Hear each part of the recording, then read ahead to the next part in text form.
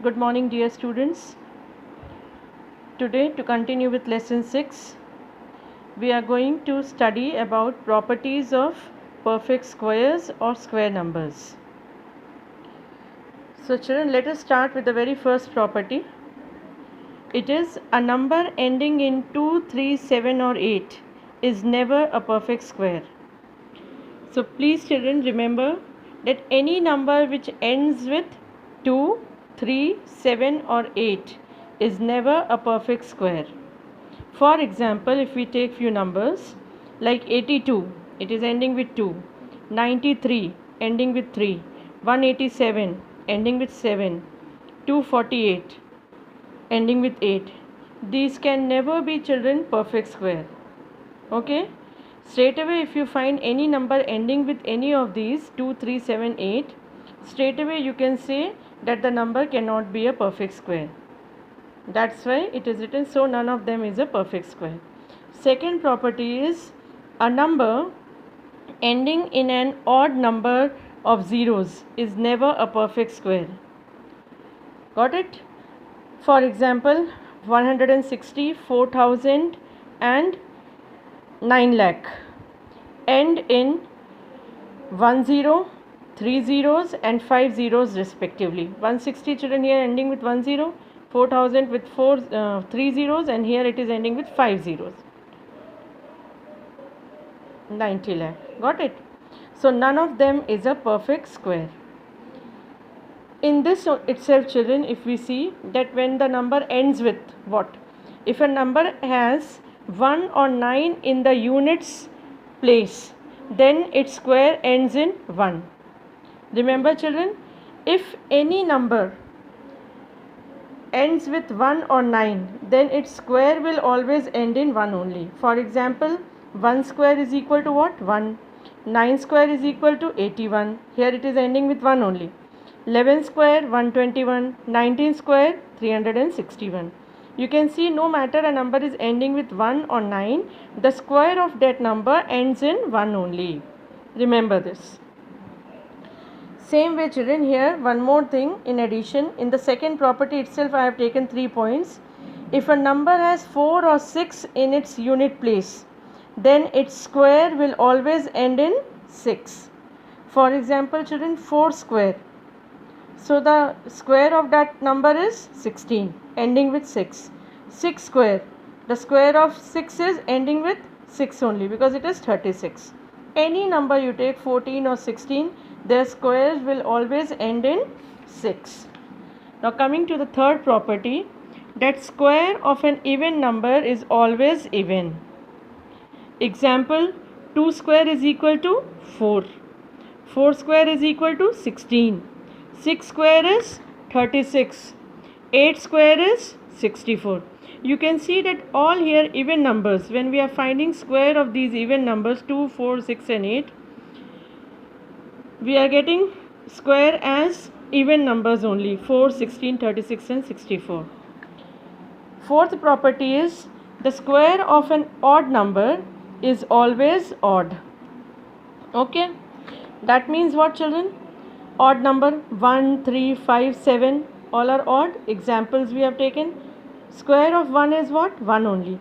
We are getting it as odd only. 3 square is 9. So we are getting again as odd. 5 square 25, again odd. 7 square 49, odd. And you can take many more examples, children. You will find that always square of an odd number is an odd only.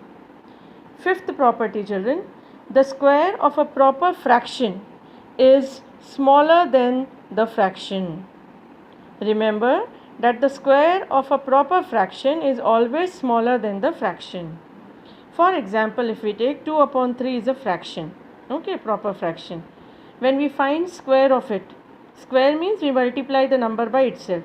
So 2 upon 3 into 2 upon 3, the result is 4 upon 9. So children, the square of that fraction 2 upon 3 will always be what? Smaller than this fraction. So we can write 4 upon 9, it will be smaller than 2 upon 3. If you want to verify, you know, children, for comparison of the fraction, what do? We cross multiply. So 4 into 3 is 12, 9 into 2 is 18. You can see that here we are getting 12 smaller than 18. Therefore 4 upon 9 is smaller than 2 upon 3. Got it? Now the next property, children, that is the sixth property. Very important it is for you to understand. It is for every natural number x we have n plus 1, it is n, children. For every natural number n we have n plus 1 the square minus n square. N plus 1 means if we are taking natural number as 4, n plus 1 will be 4 plus 1, that is 5. Got it? So 5 square minus 4 square.